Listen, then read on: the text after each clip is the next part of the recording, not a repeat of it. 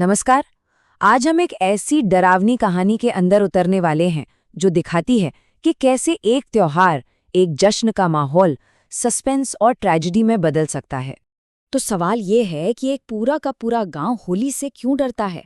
होली मतलब रंगों का त्योहार, खुशियों का त्योहार, आखिर कैसे किसी जगह के लिए मौत और खौफ का सिंबल बन सकता है। चलिए इसी रहस्य की तह तक चलते हैं। तो सोचिए, एक ऐसा गांव जहां होली का नाम सुनते ही जश्न की तैयारी नहीं होती, बल्कि एक अजीब सा डर फैल जाता है। लोगों के चेहरों पर खुशी की जगह एक अनजाना सा खौफ दिखाई देता है। और इसी डर से बचने के लिए ना, गांव में बस एक ही नियम है, एक ऐसा नियम जिसे कोई नहीं तोड़ सकता।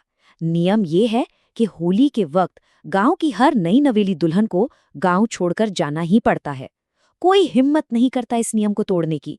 गांव वालों का डर कितना गहरा है, ये उनकी इस बात से पता चलता है। वो कहते हैं, अभी तो शादी का नाम लेना भी मौत को अपने घर पर दावत देना है। मतलब सोचिए, सिर्फ शादी का जिक्र करना भी मौत को बुलावा देना है। और अब कहानी में एंट्री होती है सुप्रिया और गौरव की। ये दोनों अपनी दोस्त नंदिनी को एक सरप्राइज देने के लिए उसके गांव पहुंच जाते हैं, लेकिन उन्हें जरा भी अंदाजा नहीं है कि वो असल में एक जाल में कदम रख रहे हैं। अब देखिए यहाँ होता क्या है। एक तरफ हैं सुप्रिया और गौरव, जो अपनी पहली होली साथ मनाने के लिए सुपर एक्साइटेड हैं, और दूसरी तरफ हैं उनकी दोस्त नंदिनी, जो अपनी नई नवेली दुल्हन दोस्त को देखकर खुश होने की बजाय डर से पीली पड़ जाती है। जो एक हैप्पी मोमेंट होना चाहिए था, वो अचानक से एक हॉरर स्टोरी की शुरुआत बन जाता है। इसके बाद नंदिनी का परिवार उन्हें बताता है उस असली खतरे के बारे में जिसमें वो अनजाने में आ फंसे हैं। उन्हें पता चलता है कि इस गांव में रूपा नाम की एक अतृप्त आत्मा भटकती है, और उसका निशाना कौन होता है? गांव में होली मनाने वाली नई नवेली दुल्हनें। जैसे ही उन्हें सच पता चलता है, वो वहां से भागने की कोशिश करते हैं, लेकिन किस्मत देखिए, सब कुछ उनके खिलाफ हो रहा है। पहले उनकी कार ही स्टार्ट नहीं होती। अजीब बात यह है कि गौरव जब इंजन चेक करता है तो उसमें कोई खराबी नहीं मिलती। फिर वो लोकल मैकेनिक को फोन करते हैं, और वो रात में आने से साफ इनकार कर देता है। बस अब वो उस रात के लिए वहीं फंस चुके हैं। और यहीं से कहानी अपने सबसे डरावने मोड़ पर पहुंचती है। अब तक जो सिर्फ एक खतरा था, वो अब एक भयानक हकीकत बनने वाला है। आधी रात का वक्त है। गौरव को सुप्रिया घर के बाहर मिलती है, लेकिन वो अब सुप्रिया नहीं है। उसका चेहरा, उस पर एक अजीब, एक भयानक शैतानी सी मुस्कान है।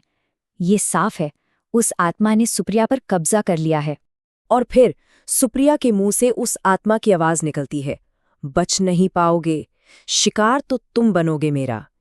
इस एक लाइन से उस आत्मा के इरादे बिल्कुल साफ हो जाते हैं, और डर का लेवल और भी बढ़ जाता है।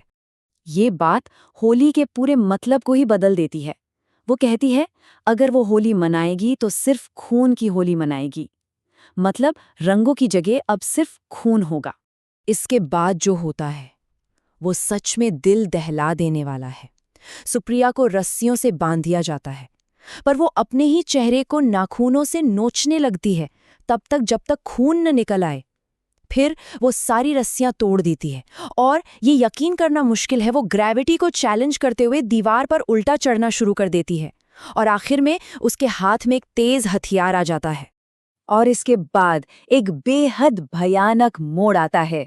वो आत्मा सुप्रिया को अपनी ही जान लेने पर मजबूर कर देती है। कहानी यहाँ एक बेहद शॉकिंग और दुखद मोड़ पर आकर रुक जाती है। गौरव का वो दर्द भरा सवाल, ये सब कुछ क्या हो गया, असल में हम सबको सोचने पर मजबूर कर देता है।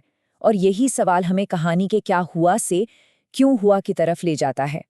तो चलिए अब पर्दा उठाते हैं उस कहानी से, उस ट्रेजेडी से जो इस पूरे खौफ की जड़ है। जानते हैं, रूपा की कहानी। तो ये कहानी रूपा की है। रूपा जो अमन नाम के एक लड़के से प्यार करती थी और उससे शादी करने के सपने देखती थी। लेकिन कहानी में एक विलन था, मनोज, जो रूपा को पाना चाहता था। उसने जलन में आकर रूपा और अमन के रिश्ते के बारे में सबको बता दिया। बात यहीं खत्म नहीं हुई। होली के दिन रूपा ने मनोज को बुरी तरह रिजेक्ट किया, उसे थप्पड़ मारा, और बदले की आग में मनोज ने रूपा को ड्रग्स देकर पानी के एक टब में डुबोकर मार डाला। बस इसी धोखे, इसी अन्याय और अधूरी इच्छाओं के साथ रूपा की आत्मा ने पूरे गांव को श्राप दे दिया। और गांव की बेबसी देखिए कि आज तक कोई भी पंडित या तांत्रिक रूपा के इस श्राप को तोड़ नहीं पाया है। इससे पता चलता है कि उसका दर्द और उसका गुस्सा कितना गहरा है। तो देखिए, ये जो सुपर नेचुरल हॉरर है ना, इसकी जड़ें असल में एक इंसानी ट्रेजेडी में हैं। ये कहानी है प्यार की, धोखे की और एक बेहद क्रूर अन्याय की, और शायद इसीलिए ये इतनी असरदार है। और आखिर में ये कहानी हमें एक सवाल के साथ छोड़ जाती है, क्या रूपा की आत्मा को कभी शांति मिल पाएगी?